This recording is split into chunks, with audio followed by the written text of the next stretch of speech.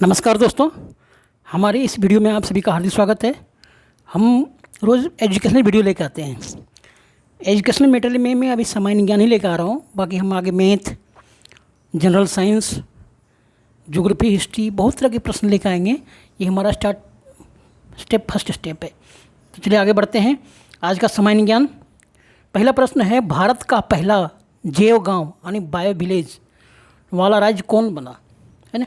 भारत का सबसे पहला बायो विलेज कौन बना? तो सही जवाब क्या होगा? त्रिपुरा।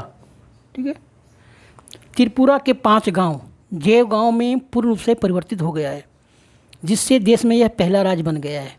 उप मुख्यमंत्री विष्णुदेव वर्मा ने कहा है कि दसपारा गांव के करीब 64 परिवार, यानी ये फेमस गांव कौन? दसपारा।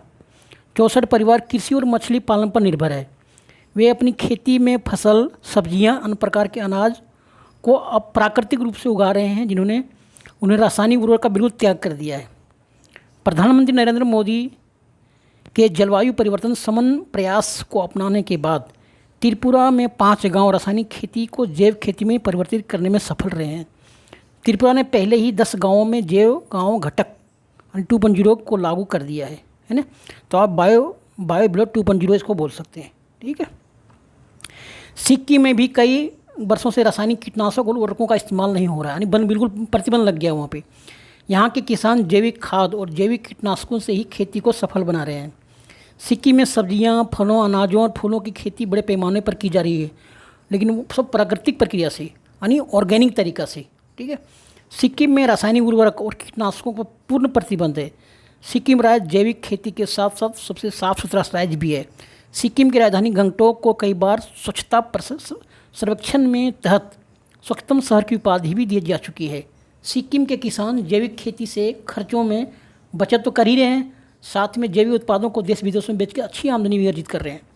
आज दुनिया भर के कई देश सिक्किम के साथ कृषि समझौते से जुड़े हुए हैं। सिक्किम राज्य के किसानों से जैविक खेती के गुर सीख रहे हैं।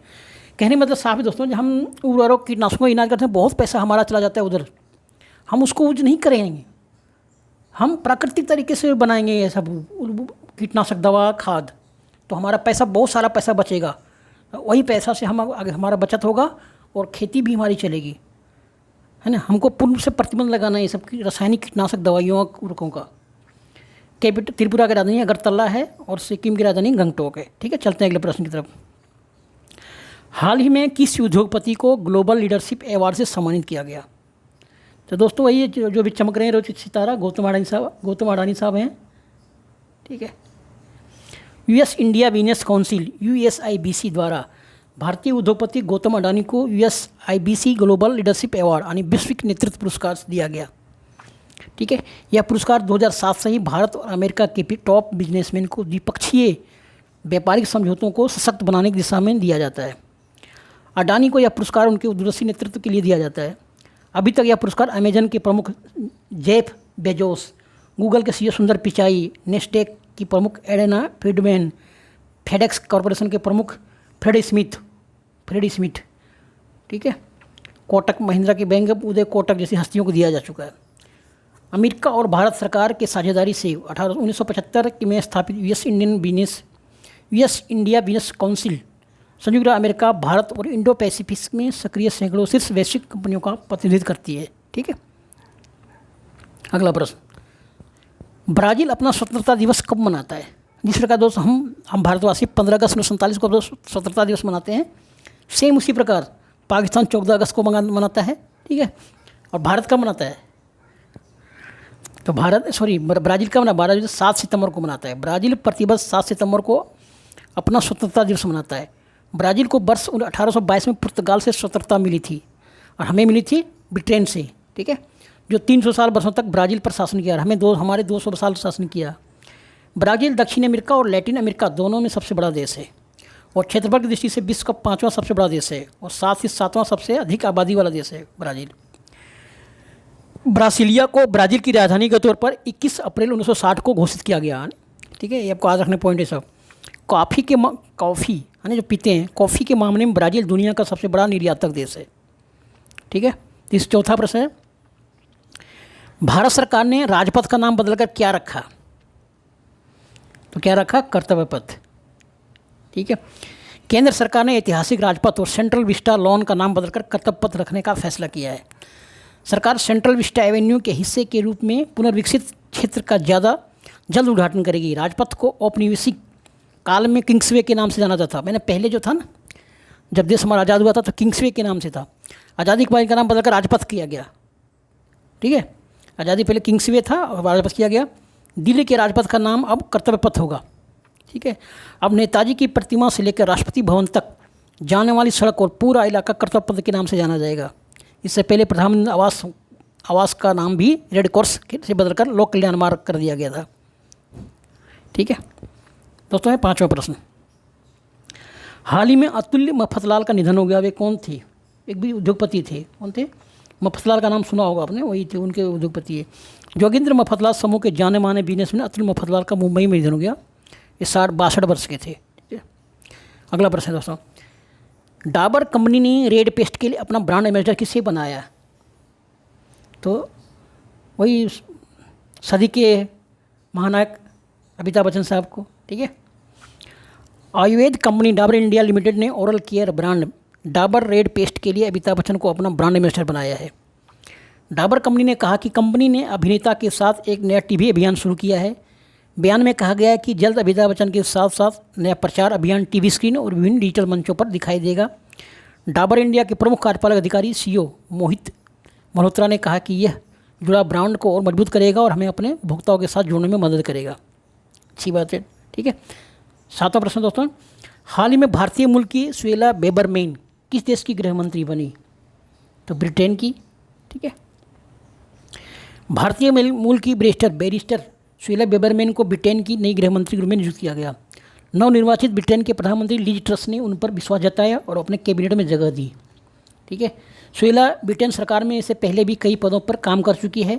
बोरिस जॉनसन सरकार के नेतृत्व में वह अटॉर्नी जनरल के पद पर काम कर रही थी। ठीक है, बेबरमेन भारतीय मूल की है। उनकी माँ हिंदू तमिल थी और उनके पिता गोवा के मूल निवासी थे। गोवा के मूल निवासी थे। उनकी माँ मॉरिशस से यूके चली गई। पहले मॉरिशस में थे, बाद में यूके चली गई, जबकि उनके पिता 1960 में दशक में केनिया से चले गए। ठीक है, सुएला बेबरमेन ने कैम्ब्रिज यूनिवर्सिटी से लॉ की डिग्री हासिल की है। ठीक है, अगला प्रश्न दोस्तों, smart solution challenge in inclusive cities awards. Small solution challenge in inclusive cities award 2022 कौन प्रदान किया?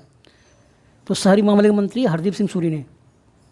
ठीक है, आवास और शहरी मामले के मंत्रालय हरदीप सिंह सूरी द्वारा स्मार्ट समाधान चुनौती और समावेशी शहर पुरस्कार 2022 प्रदान किया गया। स्मार्ट समाधान चुनौती भारत में शहरी मामलों के राष्ट्रीय संस्थान और संयुक्त राष्ट्र की एक पहल है। ठीक है, अब 9वां प्रश्न, हाल ही में नुआखाई कृषि उत्सव किस राज्य में मनाया गया? नुआखाई, तो दोस्तों ये कहाँ मनाया गया? ये उड़ीसा में मनाया गया।